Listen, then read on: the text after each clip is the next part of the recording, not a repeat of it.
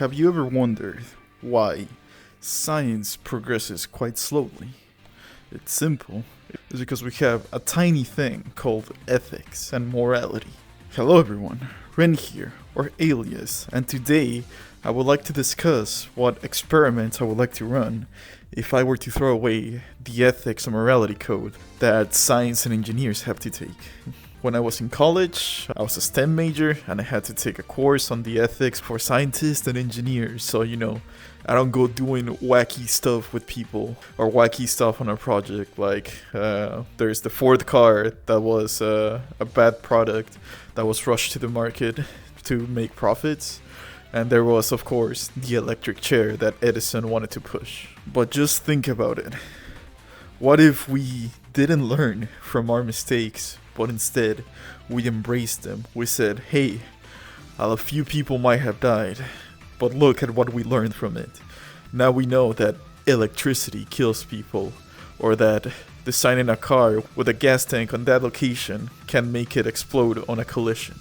The first experiment is what I would think would be the most interesting out of all of them. So, I would like to get 100 newborns out of, it doesn't matter the ethnicity or the country.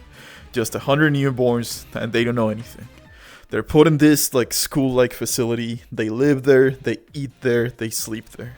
That's their whole life. Have them grow up with literature in the mind. Like when they're in let them run around and stuff. But when they're in kindergarten, give them books to read for kindergarteners. And as they progress through the academic career, give them more complex books.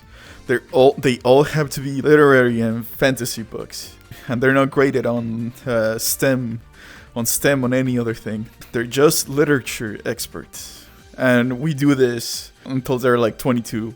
They have the same level of understanding as a bachelor's degree lit major. Now, the only thing they've known is books, and every assignment they had so far is read this new book and give it a rating out of 10. And then the whole class discusses their individual ratings. Now, there is a catch. Not a single religious textbook.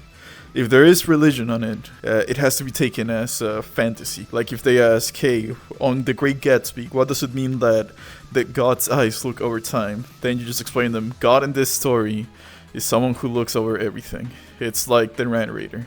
It has to be like that. Then, once they run through the gauntlet, we give them all the religious textbooks, Quran, the Bible, the Torah, even from cultish religions, and we have them rated on the same scale out of 10 with the same principles, just to see with this 100 absolute experts at this field, with no knowledge of what religion is, what rating would they give these religious textbooks? I think it'll be interesting to see an unbiased opinion on religion, because we're all biased to some extent. So that's why they have to be extremely isolated. For my other experiment, I would like to trap 2 people. The first person has an eating disorder. They just cannot stop eating, and they are morbidly obese with all the health risks. The second person has anorexia. They eat way too little, and they have all the health problems that come with anorexia. Now, they'll be on the same room, separated by a bulletproof glass on the middle. And they both have a shock collar. They each have the control remote for each other. The one with anorexia can shock the binge eating guy, and vice versa. So then they are tasked with a couple things. First, they both must get to a healthy weight. So the binge eater has to lose weight and the anorexic has to gain weight. They both have similar mentalities. So, they're both the same level of egotistical, the same level of prideful, happiness, anger, everything. Everything is the same. It's just flipped on their respective disorder. So then the goal is every day the anorexic has to gain this many pounds, and every day the binge eater has to lose these many pounds, and they get total together. And let's say we can somehow calculate actual fat loss, muscle gain, everything accurately to a healthy weight, because I know you can cheat with water weight and stuff. So let's say the binge eater has to lose 2 pounds, the anorexic has to gain 2 pounds. They have 4 pounds to lose in a day. Now the anorexic is given a healthy amount of food, and so is the binge eater, like what their respective healthy is.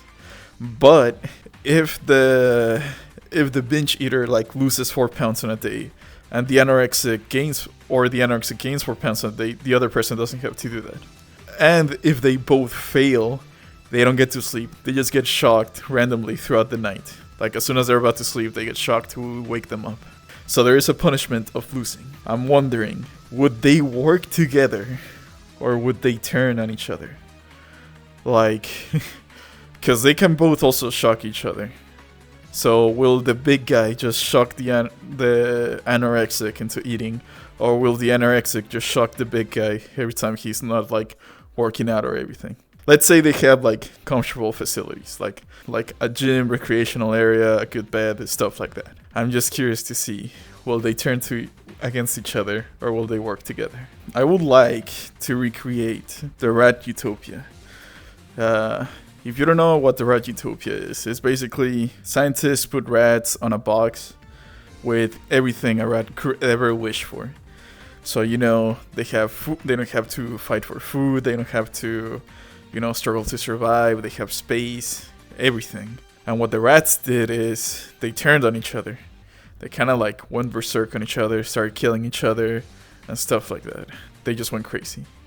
I would like what happens if we do that to humans. We get 100 neurotypical humans. 100 neurotypical humans. And they're not like hateful to each other.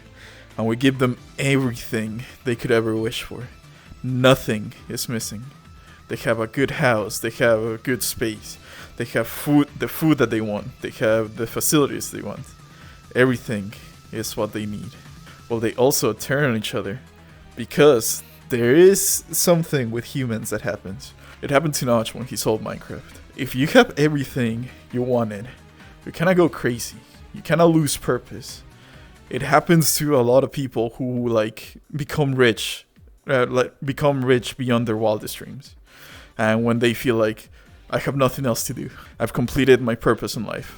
It happens very, very often. So what would happen if we do that to a group of people instead of isolated cases? Those are 3 experiments I would like to run if I had, the resources and no ethics. Because I think even if I had the resources, I couldn't do it in good faith. Maybe the utopia one. Because that's just making everybody happy. I would just like to see how they turn each other. The first one, I really, really would like to see the result of. It sounds really, really interesting. Maybe we can do it someday, if AI is advanced enough. Well, this has been all. This has been Ren, our alias. Bye-bye.